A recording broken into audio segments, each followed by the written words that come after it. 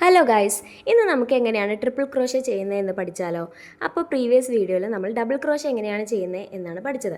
അപ്പോൾ ഏകദേശം similar pattern ആണ്. ഓക്കെ, അപ്പോൾ അതിന് വേണ്ടിയിട്ട് നമുക്ക് ഫസ്റ്റ് കുറച്ച് ചെയിൻ സ്റ്റിച്ചസ് ഉണ്ടാക്കാം. ഓക്കെ, അപ്പോൾ നമുക്ക് ഒരു 10 ചെയിൻ സ്റ്റിച്ചസ് ഉണ്ടാക്കാമേ. 1 2 3 4 5 6 7 8 9 10. ഓക്കെ, ഇനി എന്താ ചെയ്യേണ്ടതെന്ന് വെച്ചാൽ ജസ്റ്റ് 2 ടൈംസ് ഇതിങ്ങനെ റൊട്ടേറ്റ് ചെയ്യുക. ഓക്കെ, അതിനുശേഷം ഫസ്റ്റ് ഹോളിൽ ഇൻസേർട്ട് ചെയ്യുക. അവിടെ നിന്ന് യാൺ ഓവർ ചെയ്തിട്ട് ഔട്ട് സൈഡ് എടുക്കുക. അപ്പോൾ നമുക്കിവിടെ 1 2 കാണുന്നുണ്ടോ, 3 4 4 ഇതുപോലെ കിട്ടും. ഓക്കെ, എഗെയിൻ യാൺ ഓവർ ചെയ്തിട്ട് ഫസ്റ്റ് 2വിൻ്റെ പുറത്തേക്ക് എടുക്കാം. ഓക്കെ, അപ്പോൾ നമുക്ക് 3 എണ്ണം കിട്ടും. എഗെയിൻ യാൺ ഓവർ ചെയ്തിട്ട് നെക്സ്റ്റ് 2വിൻ്റെ പുറത്തേക്ക് എടുക്കാം. അപ്പോൾ എഗെയിൻ നമുക്ക് 2 എണ്ണം കിട്ടും. എഗെയിൻ യാൺ ഓവർ ചെയ്തിട്ട് നെക്സ്റ്റ് 2വിൻ്റെ പുറത്തേക്ക് എടുക്കാം.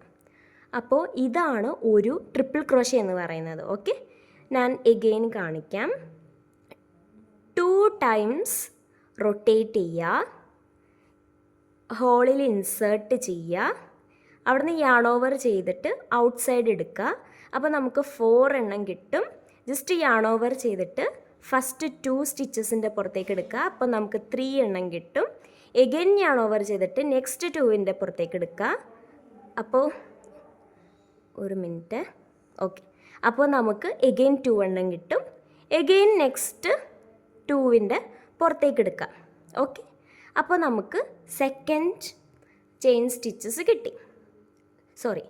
സെക്കൻഡ് ട്രിപ്പിൾ ക്രോഷേ കിട്ടി. ഓക്കെ, എഗെയിൻ ഒന്നും കൂടെ കാണിക്കാം. ജസ്റ്റ് നെക്സ്റ്റ് 2 ടൈംസ് കേട്ടോ. 2 ടൈംസ് യാൺ ഓവർ ചെയ്യുക, ഹോളിൽ ഇൻസേർട്ട് ചെയ്യുക, പുറത്തേക്ക് എടുക്കുക. അപ്പോൾ 4 എണ്ണം കിട്ടും. യാൺ ഓവർ ചെയ്തിട്ട് ഫസ്റ്റ് 2വിൻ്റെ ഔട്ട് സൈഡ് എടുക്കുക. എഗെയിൻ യാൺ ഓവർ ചെയ്തിട്ട് നെക്സ്റ്റ് 2വിൻ്റെ ഔട്ട് സൈഡ് എടുക്കുക. എഗെയിൻ യാൺ ഓവർ ചെയ്തിട്ട് നെക്സ്റ്റ് 2വിൻ്റെ ഔട്ട് സൈഡ് എടുക്കുക.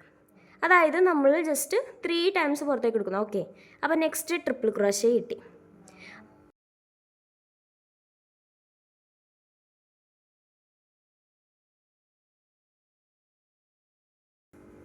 ഇനി 2 മോർ ഉണ്ട്.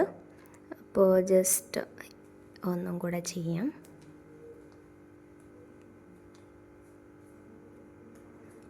ലാസ്റ്റ് വണ്ണാണേ.